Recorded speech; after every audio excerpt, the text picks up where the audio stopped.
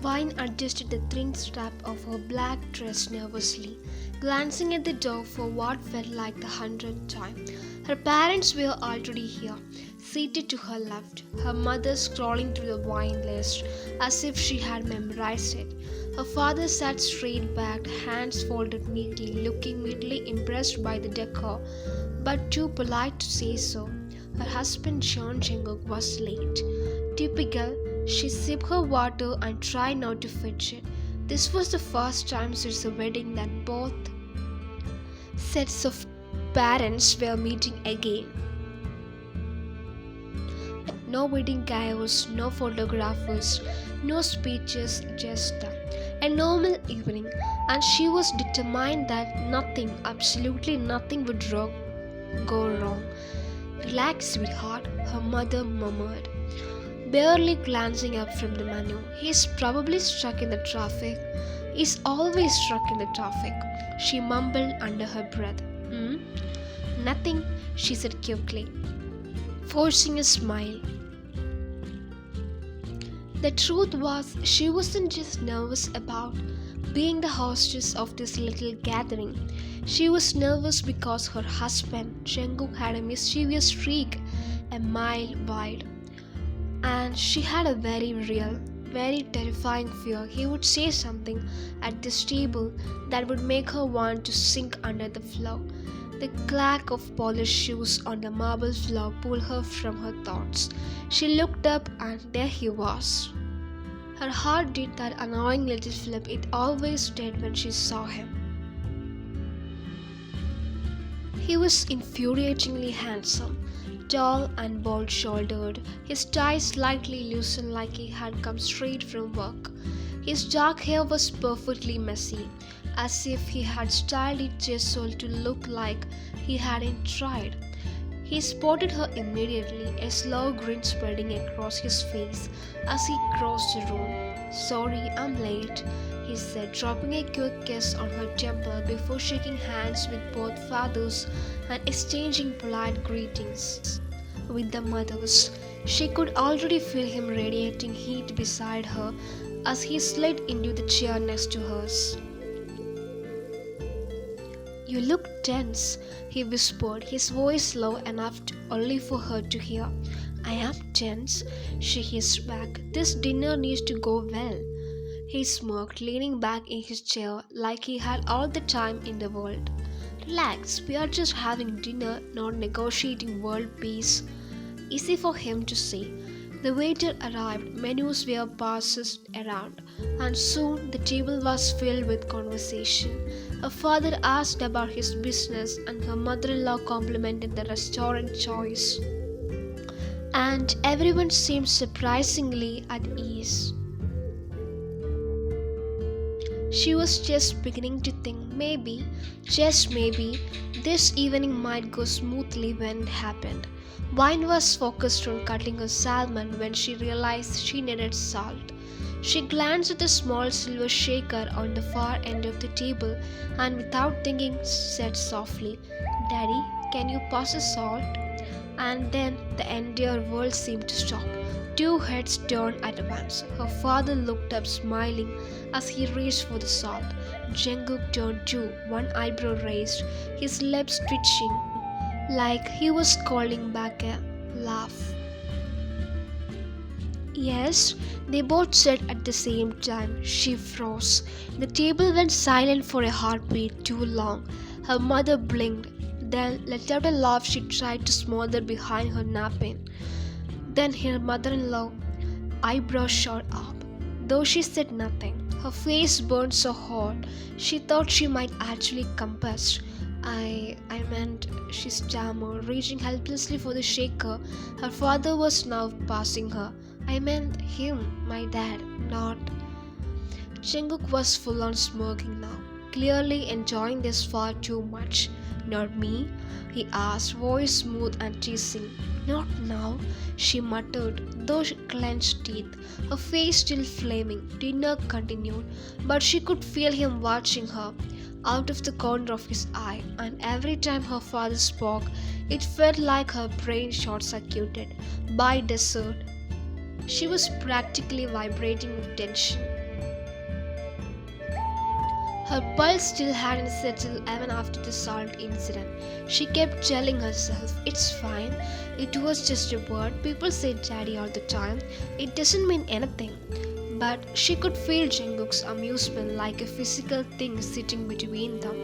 Every time she glanced up, he was there, calmly eating his steak as if he hadn't just witnessed the most mortifying moment of her life. Her father, of course, seemed oblivious, happily talking to her father in law about retirement plans and golf courses. She forced herself to take a deep breath and join the conversation. "So, Dad," she said carefully, deliberatingly avoiding the word that had gotten her into trouble. "How's the new project at work going?" Her father launched into a detailed explanation about some contract negotiations, and she nodded along, grateful for the distraction. But under the table, Jungkook's hands brushed against her thigh. Just a light touch, but enough to send her heart into overdrive. She shot him a warning look. He just smiled sweetly, the very picture of innocence. "You know," her mother said suddenly, turning to Jungkook, "you are very quiet tonight. Everything all right?" "Perfectly fine," he said smoothly, "just enjoying dinner and watching my wife turn redder than the wine." Her fork froze halfway to her mouth. Both set of parents looked at her curiously.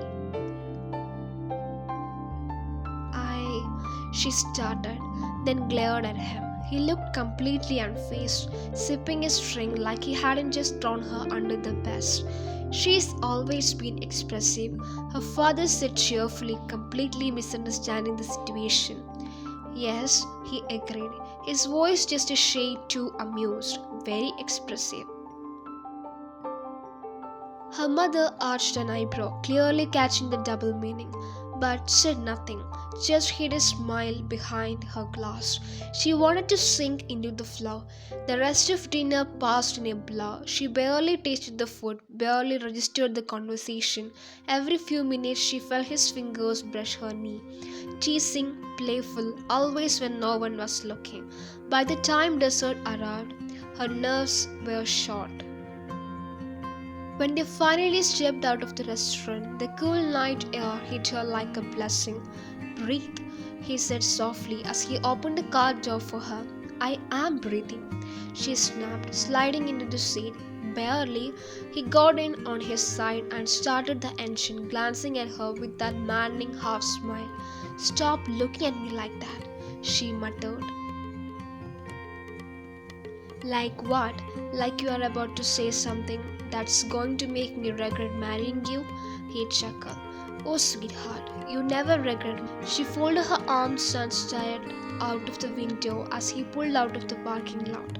For a few blessed moments there was silence. Then they hit the turn, and he couldn't hold it any longer.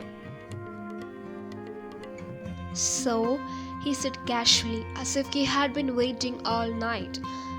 "About earlier, which daddy were you talking to?" She groaned, covering her face with her hands. "I knew you were going to bring that up. How could I not?" he asked, sounding far too pleased with himself. "That was the highlight of my night." "It was humiliating. It was adorable," he corrected. She peeked at him through her fingers. "Adorable?" "Very," he grinned, "especially the part where you turned the color of your dress I brought you on our first night." "I hate you." "No, you don't." He reached over and gently tucked her hands away from her face.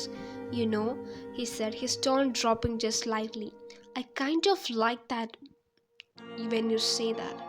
Her breath caught. "Not in front of them," she said quickly, "especially in front of them," he teased, his grin wicked. She swatted at him, but he caught her wrist, holding it just for a second longer than necessary before letting go. "Relax," he said, soft enough. "I'm not going to tease you forever, just until you stop blushing every time you think about it." "That will be never," she muttered. "Then I guess I have a lifetime of teasing ahead of me." Despite herself, she laughed, and just like that, the tension broke. She leaned back in her seat, letting out a long breath. Okay, she said finally, but then dinner with them? You are not allowed to make it worse. He smirked. Define worse? She gave him a look. Fine, he said, though he didn't sound like remotely sorry. No making it worse, for now. She rolled her eyes, but there was a smile tugging at her lips as they drove home. She crossed her arms when they reached at the red light and stared out of the window, refusing to give him the satisfaction of a look. But then he leaned closer, his breath warm against her ear. You know, he murmured, I kind of like that when you call me that, especially in public. Her head whipped toward him, scandalized. We were sitting with our parents. Exactly, he said, looking smug. She smacked his arm, but she was smiling now despite herself. Stop teasing, you promised me, she said, trying to sound stern. Never, he replied. His grin winked. But don't worry, sweetheart. Next time you say it, I will make sure everyone knows which one you mean.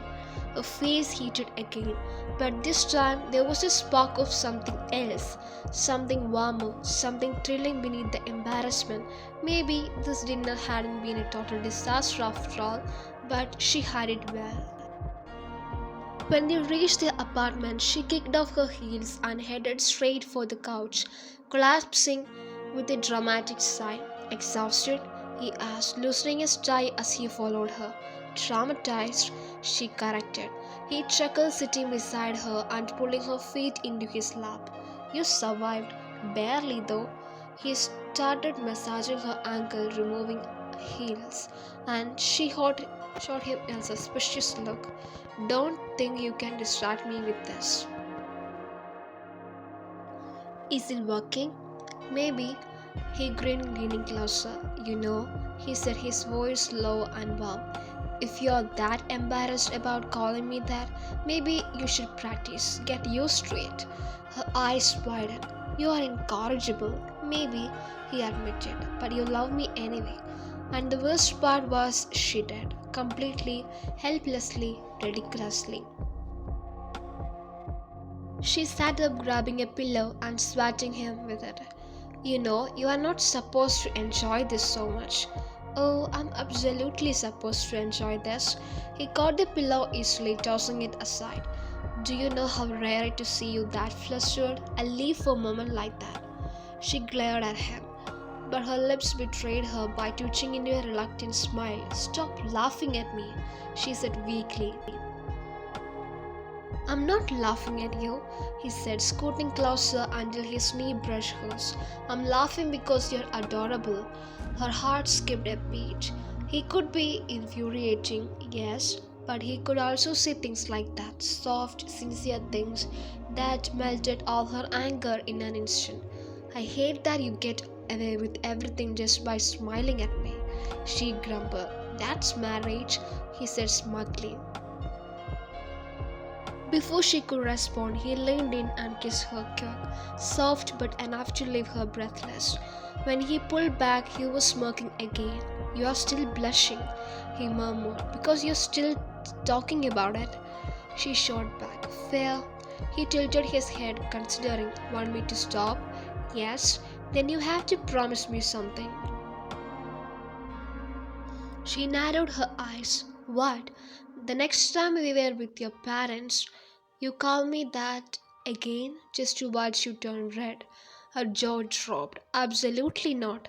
He laughed, wrapping an arm around her, pulling her into his side despite her half-hearted struggle. You are cruel, she said, though she was laughing now too. I'm fun, he corrected, pressing another kiss to her temple. And you love me anyway, she sighed dramatically, settling against him. Unfortunately, at some point of this marriage, she said. He'd chuckle. Come on, he said, standing and tugging her hand until she followed. Movie time. You have had enough embarrassment for one night. As they walked into the home theater, she glanced at him and shook her head, smiling despite herself. I still can't believe you both answered, she said, half laughing, half crying. He chuckled. Best dinner ever. You mean worst dinner ever? She corrected. Then let's see if I can make the night better, he said with a weak grin, pulling her close. Her blush returned in full force. That night she was brushing her hair in front of the mirror after watching the movie together when she felt him step into the bedroom. She caught his reflection behind her, that lazy predatory grin that always meant trouble. You have been blushing all evening even while watching the movie, he said, walking closer until he was right behind her. Because you made me blush, she said, setting the brush down. She slid his hands over her shoulders, his touch warm and familiar. You should be. You were perfect today. She smiled at him through the mirror. Even when I'm embarrassed? Yes, baby. Your ears turned pink. That was the lighting.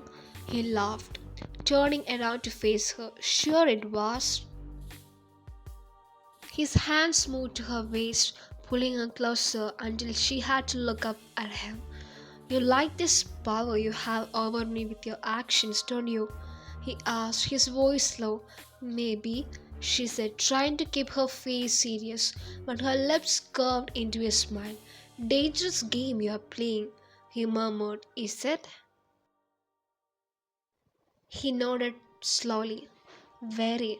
Before she could respond, he kissed her slow and deliberate, the kind of kiss that made the room spin. When he finally pulled back, his forehead rested against hers.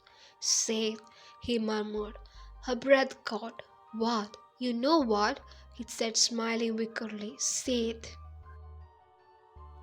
Her face heated, but this time there was no embarrassment in it, just anticipation. Daddy, she whispered. He groaned softly, his hands tightening at her waist. Good girl. Her heart thudded against her ribs, her whole body buzzing with adrenaline and warmth. You really like it, don't you? She teased, breathless. Oh, I love it, he admitted, especially when it's just for me. She grinned up at him. Then maybe I will say that again. Please do, he said before kissing her again, this time until neither of them were thinking about family dinners anymore.